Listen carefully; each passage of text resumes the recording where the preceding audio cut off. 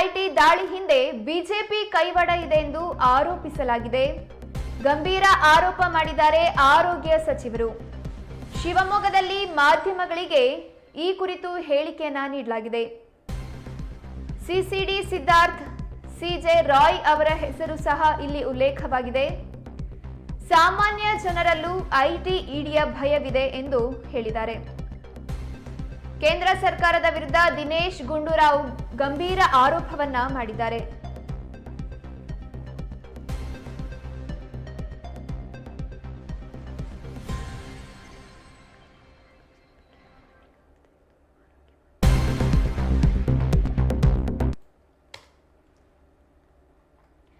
ಇಡಿ ಮತ್ತು ಐಟಿ ದಾಳಿ ಮೂಲಕ ಬಿಜೆಪಿಗೆ ಫಂಡಿಂಗ್ ಆಗ್ತಾ ಇದೆ ಎಂದು ಆರೋಗ್ಯ ಮತ್ತು ಕುಟುಂಬ ಕಲ್ಯಾಣ ಸಚಿವ ದಿನೇಶ್ ಗುಂಡೂರಾವ್ ಗಂಭೀರವಾಗಿ ಆರೋಪಿಸಿದ್ದಾರೆ. ಶಿವಮೊಗ್ಗದಲ್ಲಿ ಮಾತನಾಡಿದ ಸಚಿವರು, ಇಡಿ ಐಟಿಗಳ ಮೂಲಕ ದಾಳಿ ನಡೆಸುವ ಹಿಂದೆ ಕೇಂದ್ರ ಸರ್ಕಾರದ ಹಿಡನ್ ಅಜೆಂಡಾ ಇದೆ. ತನಿಖಾ ಇಲಾಖೆಗಳ ಮೂಲಕ ಬೆದರಿಸಿ ಫಂಡ್ ಸಂಗ್ರಹಿಸಲಾಗ್ತಾ ಇದೆ.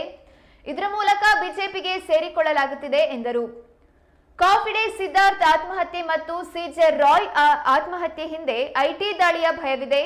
ಇವರು ಯಾರೂ ಕಾಂಗ್ರೆಸ್ ಪಕ್ಷದವರಲ್ಲ, ಹಾಗಾಗಿ ಎಸ್ಐಟಿಯಿಂದ ತನಿಖೆ ನಡೆಸಲಾಗ್ತಾ ಇದೆ. ಇದನ್ನ ಯಾವುದೇ ಇನ್ಸ್ಪೆಕ್ಟರ್ ಮೂಲಕ ತನಿಖೆ ನಡೆಸಲು ಆಗುವುದಿಲ್ಲ ಎಂದರು. ಎಸ್ಐಟಿ ರಚನೆಯನ್ನು ಸಮರ್ಥಿಸಿಕೊಂಡ ಆರೋಗ್ಯ ಸಚಿವರು, ಸಾಮಾನ್ಯ ಜನರಲ್ಲೂ ಐಟಿ ಇಡಿ ದಾಳಿ ಬಗ್ಗೆ ಭಯವಿದೆ, ಹಾಗಾಗಿ ತನಿಖೆ ನಡೆಸಬೇಕಿದೆ ಎಂದರು.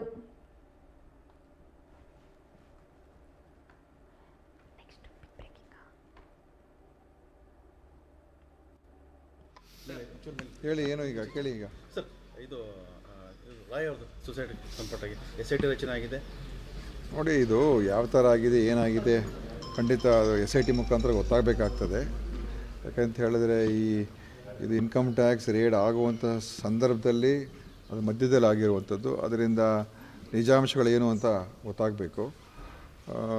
ಅದು ಒಂದೇನೆಂದರೆ, ಇವತ್ತು ಈ IT ED ಇವರೆಲ್ಲ ಯಾವ ರೀತಿಯಾಗಿ ಉಪಯೋಗ ಆಗ್ತಾಯಿದೆ ಈ ದೇಶದಲ್ಲಿ, ಅದು ಕೂಡ ಭಾಳಷ್ಟು ಜನರಿಗೆ ಇದರ ಬಗ್ಗೆ ಚಿಂತೆ ಇದೆ ಮತ್ತು ಇದು ದುರುಪಯೋಗ ಆಗ್ತಾ ಇರುವಂಥದ್ದು ಕೂಡ ಸ್ಪಷ್ಟವಾಗಿ ಸಾರ್ವಜನಿಕ ಅಭಿಪ್ರಾಯ. ಇದು ಅನಾವಶ್ಯಕವಾಗಿ ಮತ್ತು ಅನೇಕ ಜನರಿಗೆ ತೇಜೋವಧೆ ಆಗುವಂಥದ್ದು, ಹೆದರಿಸುವಂಥದ್ದು, ರಾಜಕೀಯವಾಗಿ ಬ್ಲ್ಯಾಕ್ ಮೇಲ್ ಮಾಡುವಂಥದ್ದು ಮತ್ತು ಬೇರೆ ಬೇರೆ ಉದ್ದೇಶ ಹಿಡ್ಕೊಂಡು ಆಗ್ತಾ ಇರತಕ್ಕಂಥದ್ದು ಕೂಡ ಒಂದು ಇವತ್ತು ದೇಶದಲ್ಲಿರುವಂಥ ವ್ಯವಸ್ಥೆ.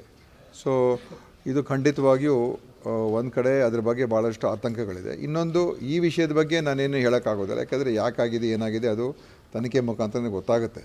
ಅದು ಒಟ್ಟಾರೆ ಇವತ್ತು ಇದನ್ನು ಒಂದು ರಾಜಕೀಯ ಅಸ್ತ್ರವಾಗಿ ಉಪಯೋಗಿಸ್ಕೊಳ್ತಾ ಇದ್ದಾರೆ ಮತ್ತು ಅವ್ರಿಗೆ ಹೆಚ್ಚು ಅಧಿಕಾರ ಕೊಟ್ಟಿದ್ದಾರೆ ಇವರಿಗೆಲ್ಲರಿಗೂ ಕೂಡ. ED IT ಇವಾಗ ಎಲ್ಲ ಏನು ಅಧಿಕಾರಿಗಳಂತ ಹೇಳಿದ ತಕ್ಷಣ ಅವ್ರು ಏನು ಬೇಕಾದ್ರೂ ಮಾಡ್ಬೋದು, ಒಳಗೆ ಹಾಕ್ಬಿಡ್ಬೋದು. ನಿಮ್ದೆಲ್ಲರದು ಕೂಡ ಒಂದು ರೀತಿ ಭಯ ಸೃಷ್ಟಿ ಮಾಡುವಂಥ ರೀತಿಯಾಗಿ ಅಧಿಕಾರಿಗಳು ವರ್ತನೆ ಆಗೋಗಿದೆ. ಇದು ಖಂಡಿತವಾಗಿಯೂ ಅನೇಕ ಜನರಿಗೆ ಅವ್ರು ಆ ಪದ ಹೇಳಿದ ತಕ್ಷಣ ಭಾಳ ಆತಂಕಕ್ಕೆ ಒಳಗಾಗ್ತಕ್ಕಂಥದ್ದು. ಯಾಕಂದರೆ ಸುಮಾರು ಕೇಸ್ಗಳಲ್ಲಿ ಈ ED ಏನು ರೇಡ್ ಮಾಡಿದರೆ 99-95% ಏನೋ ಯಾರಿಗೂ ಏನೂ ಅದರಿಂದ ಅವ್ರಿಗೆ ತಪ್ಪಾಗಿಲ್ಲ ಅಂತ ಬಂದಿರುವಂಥದ್ದು ಇದೆ. ಕೆಲವರು ಜನರ ಮೇಲೆ ಮಾತ್ರ. ಆದರೆ ಅವ್ರಿಗೆ ತೊಂದರೆ, ಹಿಂಸೆ ಏನಿದೆ ಅಂತ ಹೇಳಿದ್ರೆ ತೊಂದರೆಗೆ ಒಳಗಾಗ್ತಾರಲ್ಲ, ಅದು ಇವತ್ತು ಸಮಸ್ಯೆ ಆಗ್ತಾ ಇರುವಂಥದ್ದು. ಸೊ ಇದನ್ನ ಬಗ್ಗೆ ನೋಡೋಣ ಯಾವ ಥರ ಹೊರಗೆ ಬರ್ತದೆ ಮಾಹಿತಿಗಳಂತ. ಸರ್, SIT ಎಲ್ಲ ಒಂದು ಕಡೆಯಿಂದ ತರತುರಿಲಾಯ್ತು, ಇನ್ನೂ ಕೂಡ ಅಂತ್ಯಕ್ರಿಯೆ ಏನಾಗಿಲ್ಲ ಅಂತ BJP ನಾಯಕರು ಆರೋಪ ಮಾಡ್ತಿದ್ದಾರೆ. ನೋಡಿ, ಇದು ಭಾಳ ಗಂಭೀರವಾದಂಥ ವಿಷಯ. ಯಾಕೆಂತ ಹೇಳಿದ್ರೆ ಒಂದು ಇನ್ಕಮ್ ಟ್ಯಾಕ್ಸ್ ರೇಡು, ಅದರ ಮಧ್ಯದಲ್ಲಿ ಇದು ಯಾಕಾಯಿತು, ಏನಾಯಿತು ಅಂತ. ಯಾಕಂದರೆ ನಾವೀಗ ಇನ್ಕಮ್ ಟ್ಯಾಕ್ಸ್ ಅವ್ರನ್ನ ಅಧಿಕಾರಿಗಳನ್ನ ನಾವು ಕೇಳಬೇಕಾಗ್ತದಲ್ಲ.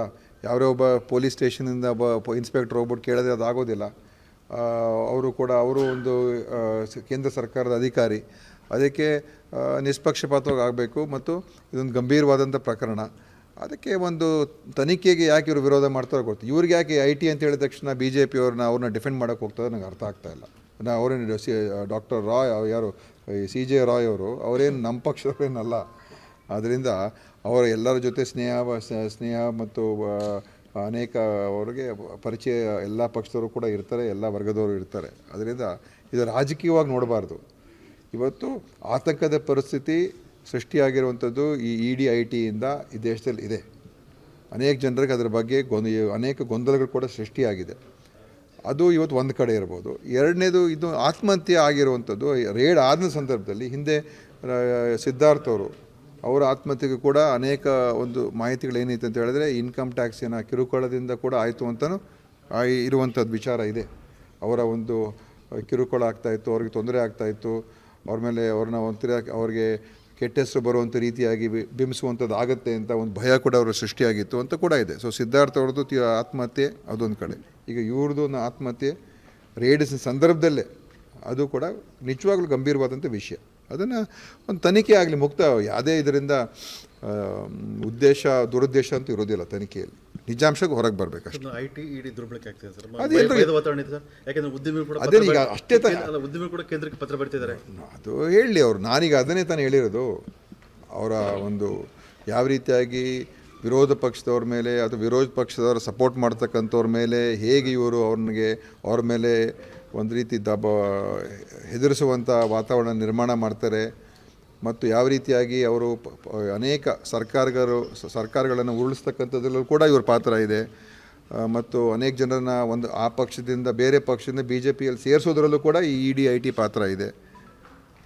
ಅನೇಕ ಜನ ಯಾರು BJPಗೆ ದುಡ್ಡು ಕೊಡ್ತಾರೆ, ಈ ಎಲೆಕ್ಟ್ರಲ್ ಬಾಂಡ್ ಗೊತ್ತಲ್ಲ ನಮಗೆ, ಎಷ್ಟು ದೊಡ್ಡ ಸಾವಿರಾರು ಕೋಟಿ ರೂಪಾಯಿ ಹಗರಣ, ಅದು ಸಾವಿರಾರು ಕೋಟಿ ಹಗರಣ.